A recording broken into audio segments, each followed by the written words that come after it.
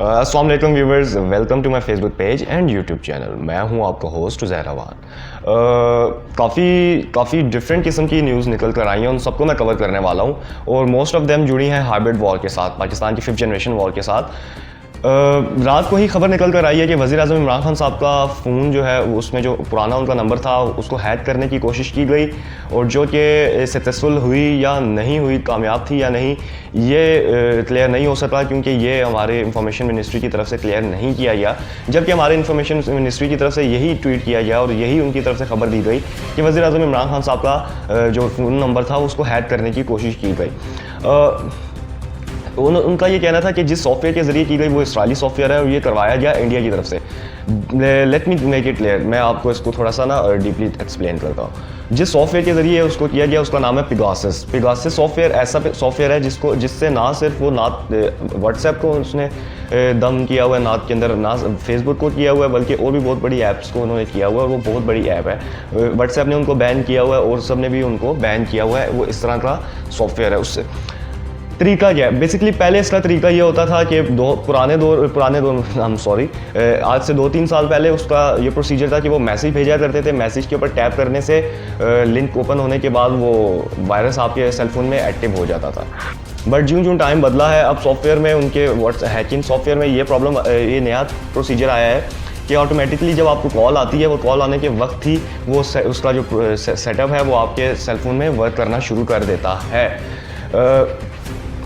ये चीज़ जो पेगासस का ये प्रोसीजर था जो मैंने आपको बताया, वर्क करना शुरू कर देता है। और फिर ये क्या करता है, आपके कॉन्टैक्ट नंबर्स, आपके गैलरी, आपके मतलब समझ लीजिए जिस तरह आप सेलफोन अपना यूज़ कर रहे हैं, इसी तरह वो दूसरा बंदा जब आपको हैक कर लेता है, इसी तरह वो भी आपका सेलफोन इसी तरह यूज़ करने लग पड़ता है।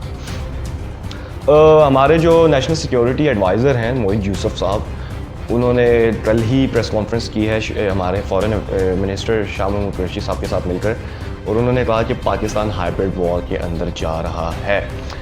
उन्होंने जब ये बात की उससे पहले भी मैं यही बात कर चुका हूँ कि पाकिस्तान हाइब्रिड वॉर की तरफ जा रहा है। और जितनी तेज़ी हमने इन एक हफ़्ते के अंदर इस हाइब्रिड वॉर की देखी है, मैंने आज से पहले कभी भी पाकिस्तान को हाइब्रिड वॉर के अंदर इतना तेज़ी से जाता हुआ नहीं देखा।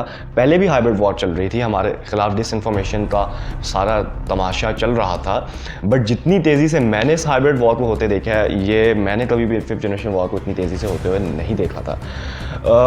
सोशल मीडिया भर गई है इन चीज़ों से, पाकिस्तान के अगेंस्ट हर जगह आपको भरी हुई मिलेगी, पाकिस्तान के अगेंस्ट हर जगह यही सब हो रहा है। इवन मैं 9gag यूज़ करता हूँ, वहाँ पे मैंने ओपन किया तो वहाँ तो लाइन लगी हुई थी। इंडियंस इतनी तेज़ी से वहाँ पे पाकिस्तान के ख़िलाफ़ इंफॉर्मेशन को फैला रहे थे उनके, तो बहुत अफसोस की बात है। फिर उस पर क्या होता है, गोरे पढ़ते हैं, वेस्टर्न लोगों के दिमाग में क्या बैठता है कि पाकिस्तान के अंदर यही सब चल रहा है, ये जो कह रहे हैं यही ठीक है। क्योंकि 9gag का एक मसला ये है, वहाँ पे जो अपलोडर है वो ओरिजिनल डालें, OP कहते हैं उसको, वो शो नहीं होता जो पोस्ट करता है अनटिल वो बंदा कमेंट करे।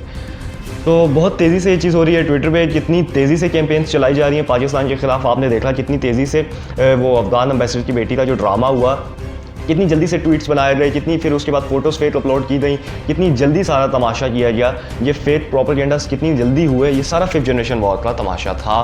फिर उसके बाद मोहित यूसुफ साहब ने जो चीज़ बताई वो ये थी कि उन्होंने भी उसी चीज़ को कोट किया जो मैंने की थी डिसइंफो लैब का, कि डिसइंफो लैब इंडिया को पहले ही बता चुका है कि इंडिया किस तरह से पाकिस्तान के ख़िलाफ़ चीज़ों को इस्तेमाल कर रहा है और आगे आने वाले वक्तों में किस तरह से प्रॉब्लम्स क्रिएट करने वाला है पाकिस्तान के लिए। ये सारी चीज़ें मोहित यूसुफ साहब ने कल प्रेस कॉन्फ्रेंस में की। अगर आई विल प्रेफर जो लोग इन चीज़ों को 5th जनरेशन वॉर या इन चीज़ों को समझने वाले हैं, उनको चाहिए कि वो मोहित यूसुफ साहब की प्रेस कॉन्फ्रेंस लाजमी सुने।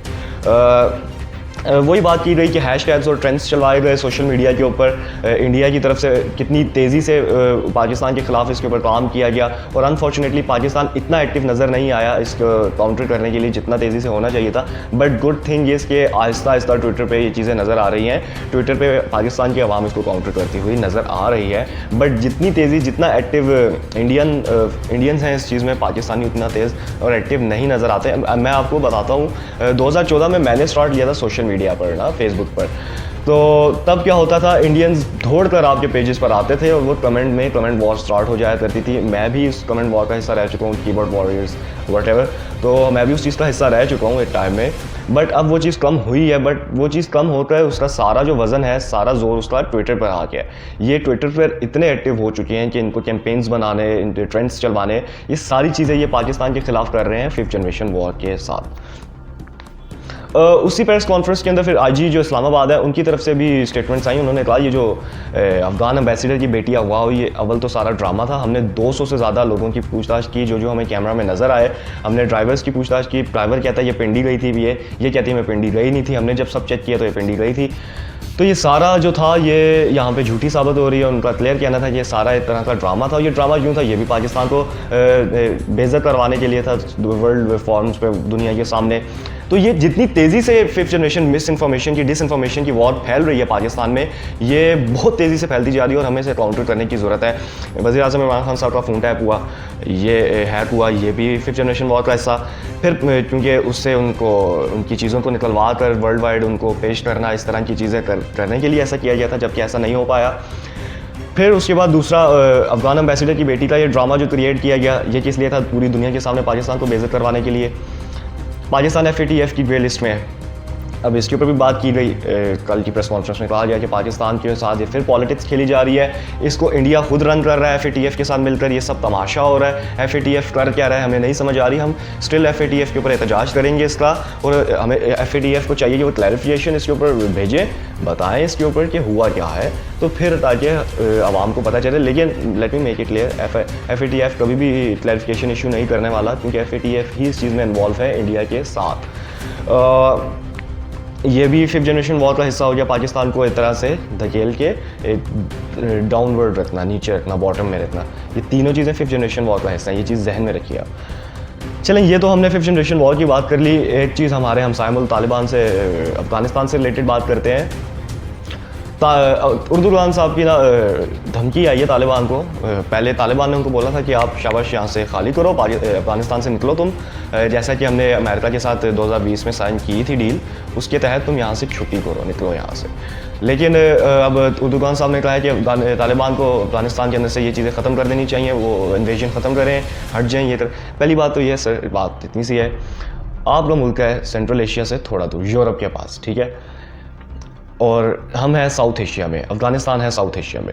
भाई दूसरा मुल्क, आपको किस चीज़ की टेंशन है? Why you are jumping in the fire? आपको जलती हुई आग के अंदर छलांग मारने की क्या ज़रूरत है? आपको किसने बोला है? पहली बात तो ये, अगर आपको इतना मसला है तो जाएं, पहले जाके इसराइल से ताल्लुकात ख़त्म करें अपने। ताल्लुकात ख़त्म करने के बाद जब आप ताल्लुकात ख़त्म कर लेंगे, तब आपकी बात इतना वज़न रखेगी कि आप इस्लामिक उसके ऊपर बात करें। बेसिकली इनको प्रॉब्लम क्या है? तुर्की एक लिबरल कंट्री है, लिबरल सोच का मुल्क है, आज़ादी पसंद मुल्क है। वहाँ के लिबास औरतों की आप अच्छे से जानते हैं। ये ड्रामों के अंदर आप ना फंसें ज़्यादा। ये जो लोग ड्रामे देखते हैं, ये अतरगुल पता नहीं किस टाइप के, जो इन लोगों का दिमाग ख़राब कर दिया इन ड्रामों ने, इन चीज़ों के अंदर ना फंसें। तुर्की जाएँ, आपको पता चले तुर्की के अंदर हो क्या रहा है। ये अजीब तमाशेबाजी इन ड्रामों ने हमारे लोगों के दिमागों में डाल दी है तुर्की के। तो ऐसा कुछ भी नहीं है भाई तुर्की के अंदर। तुर्की के अंदर जाओ, तुम्हें पता चलेगा तुर्की के अंदर हो क्या रहा है। माहौल तुम देखोगे तो तुम कहोगे ये तो यूरोप है। ऑब्वियसली यूरोप में ही है आधा। फिर उनको तकलीफ तो होनी है, क्योंकि एक लिबरल गवर्नमेंट के ख़िलाफ़ इस्लामी कानून लेके आने की बात हो रही है अफ़गानिस्तान के अंदर, तो अर्दुगन या और किसी को तकलीफ तो होनी है। ये तो सारे लिबरल लंडे के लिबरल्स बैठे हुए हैं। तो बेहतर ये है कि हर मुल्क अपने काम से काम रखे। पाकिस्तान को हमसाया मुल्क है अफ़गानिस्तान, हमें हमारी स्टेबिलिटी के लिए तो ज़रूरत है अफ़गानिस्तान की। बेहतर है, अजीब पहले अपनी देखते नहीं है और दूसरे मुल्कों के मसलों में छलांगे लगा देते हैं ये लोग। ये सारी सिचुएशन चल रही है। तालिबान तो पीछे नहीं हटने वाले, अब हटेंगे भी नहीं। वो वज़ीर आज़म इमरान खान साहब ने भी कहा कि अब जब उन्हें हर चीज़ क्लियर नज़र आ रही है तो वो क्यों कंप्रोमाइज़ करें इन सब चीज़ों के ऊपर। तो कंप्रोमाइज़ नहीं करेंगे अब वो, अब जो भी हो जाए, लेट्स सी अब आगे क्या होता है। अभी तक के लिए आप मुझे इजाज़त दीजिए। आपका होस्ट ज़हर अवान। पेज लाजमी लाइक कर दीजिए और चैनल सब्सक्राइब कर दीजिए और बेल आइकन लाजमी क्लिक कर दीजिएगा। अल्लाह हाफ़िज़।